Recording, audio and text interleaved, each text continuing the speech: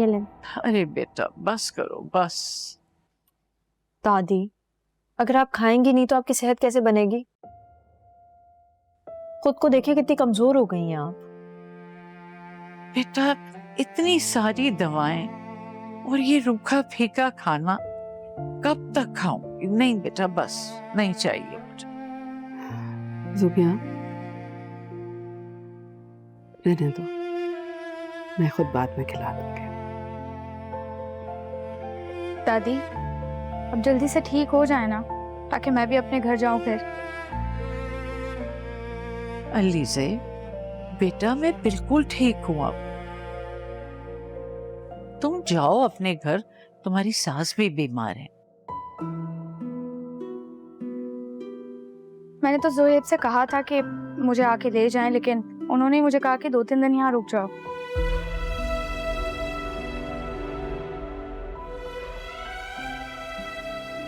हाँ लीज़े, लेकिन अम्मा जान बिल्कुल ठीक कह रही हैं। देखो बेटे, बहुत बड़ी बात है कि सुहेब ने तुम्हें यहाँ रहने की इजाज़त दी जबकि उसकी खुद की माँ की तबीयत ठीक नहीं थी।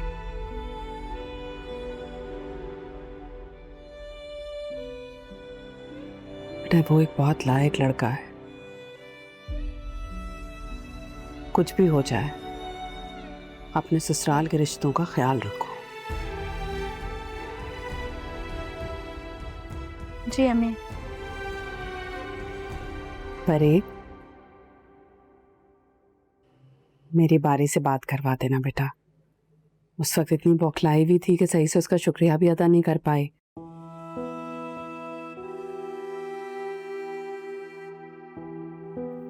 उसने आकर सब कुछ संभाल लिया, अगर वो वक्त पे ना आता तो ना जाने हम क्या करते।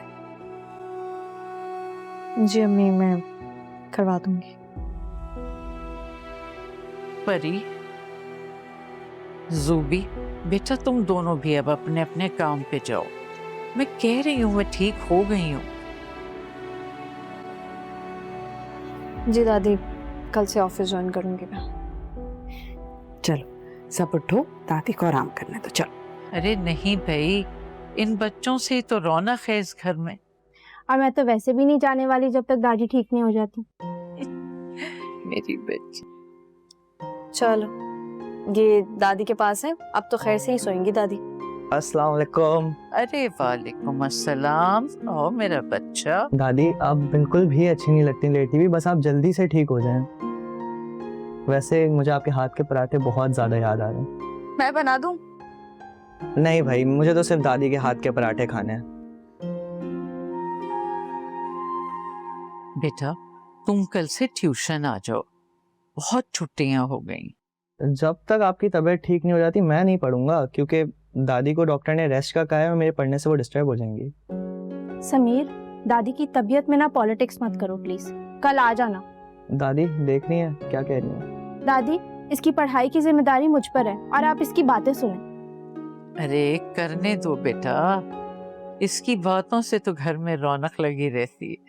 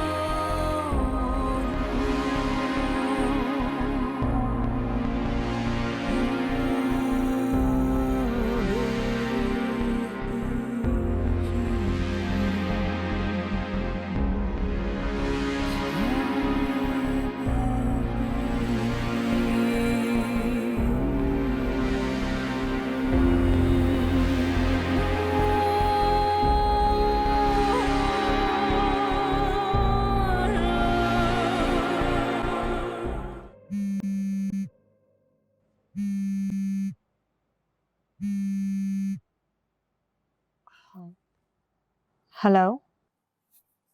कैसी हो? मैं ठीक हूँ। ओके, दादी की तबीयत कैसी है? अल्लाह का शुक्र है, बेहतर है। आप कैसे हैं?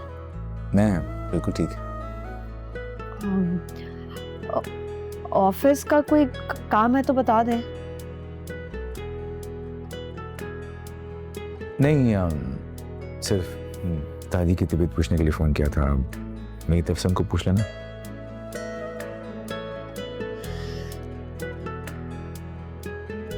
ओके ठीक है, अल्लाह हाफ़िज़।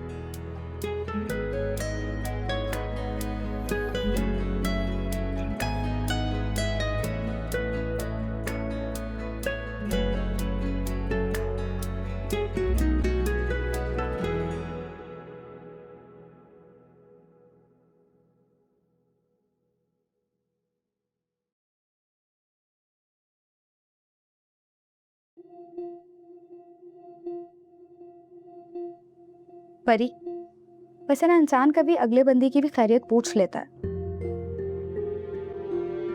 खैर, क्या कह रहे थे बारी भाई? कुछ नहीं, बस दादी की तबीयत के लिए फोन किया था। इस वक्त मैं नहीं मानती।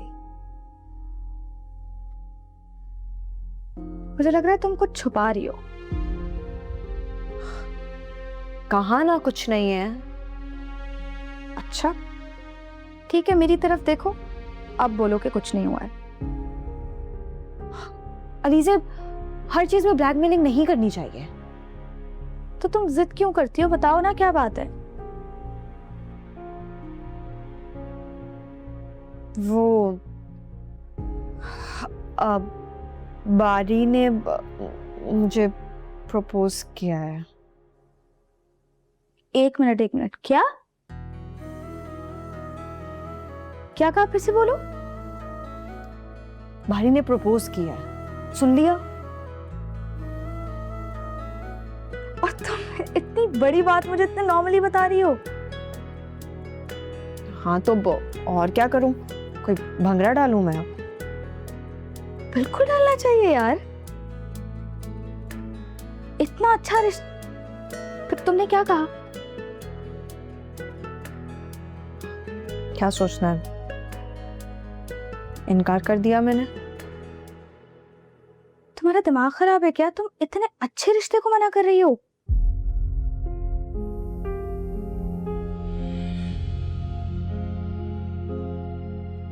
शानदार है, इसीलिए तो इनकार किया।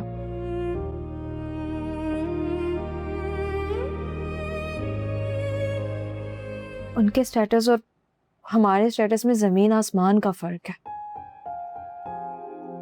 हमारे पूरे घर जितना तो उनका एक सर्वेंट क्वार्टर है। अगर ये वजह है तो भी क्या फर्क पड़ता है? तुम यहाँ से रुखसत होके जा रही हो, वो हमारे घर आके नहीं रहेंगे।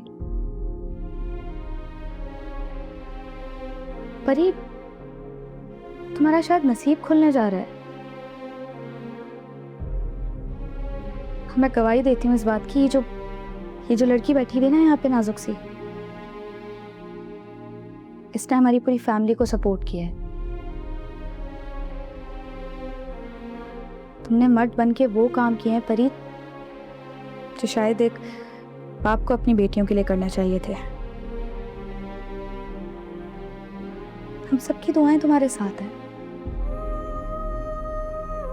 बारी भाई का तुम्हारी जिंदगी में इस तरीके से आना इन्हीं दुआओं का नतीजा है।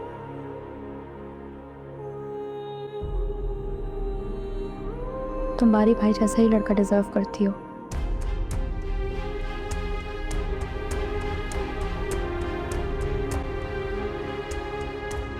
मैं स्टेटस के दबाव में आके अपनी पूरी जिंदगी नहीं गुजार सकती।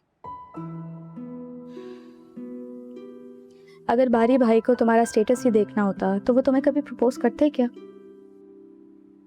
लेकिन बाकी लोगों का, स्पेशली शायान सर, क्या सोचेंगे मेरे बारे में? प्लीज परी, ये बातें सोचना बंद करो। तुम्हारा नसीब खुलने जा रहा है, उसे वेलकम करो।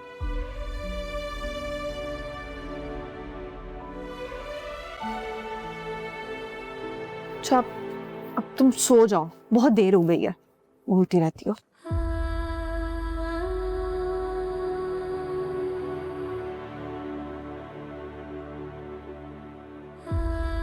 ठीक है, सो जाओ।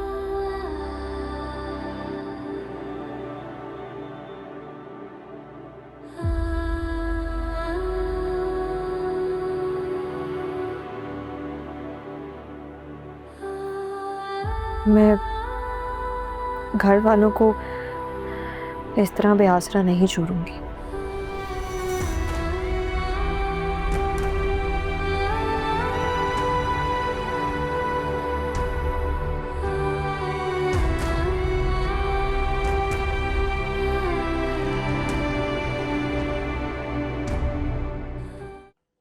क्या बात है बेटा, ऐसे यहाँ क्यों बैठी हो?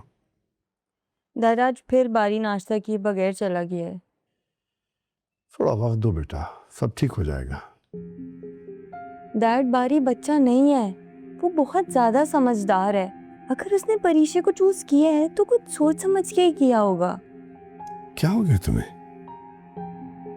तुम बजाय इसके कि उसको समझाओ, उसके गलत फैसलों पर उसका साथ दे रही हो।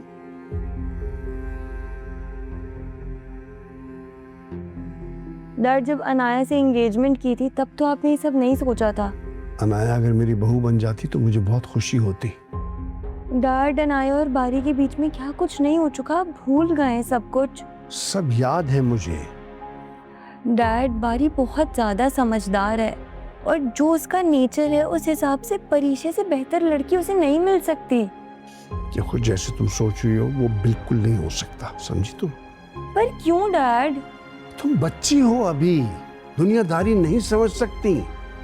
डैड अगर स्टेटस का डिफरेंस हटा के देखा जाए तो परीक्षा एक बहुत अच्छी लड़की है।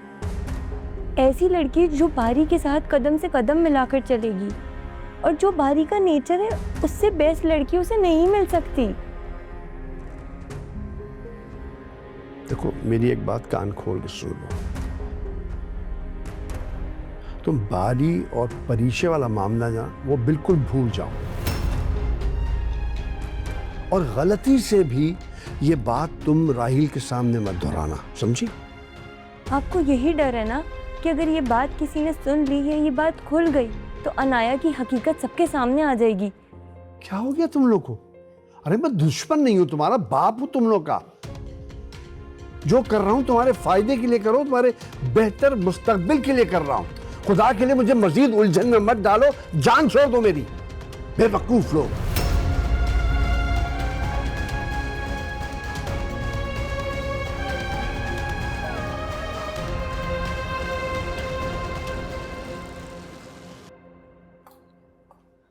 सामने को।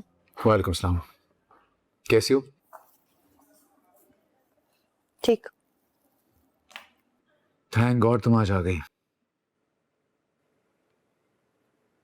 एक्चुअली आज काम का लोड भी काफ़ी ज़्यादा है, कुछ नई हायरिंग हो रही है तो मैं उसमें ज़रा ऑक्यूपाइड होऊंगा। फरहान एंटरप्राइजेस के साथ मीटिंग है हमारी, उनकी फाइल पढ़ लेना। We'll have to go see them. आप फिक्र नहीं करें, मैं देख लूंगी। परीक्षा, दादी कैसी है? ठीक है। अगर तुम आज ऑफिस ना आती तो तुम्हें कॉल करके मुझे बुलाना ही पड़ता तुम्हें। क्यों? है एक बात जरूरी, बीच में टाइम निकाल के मैं बात करूंगा।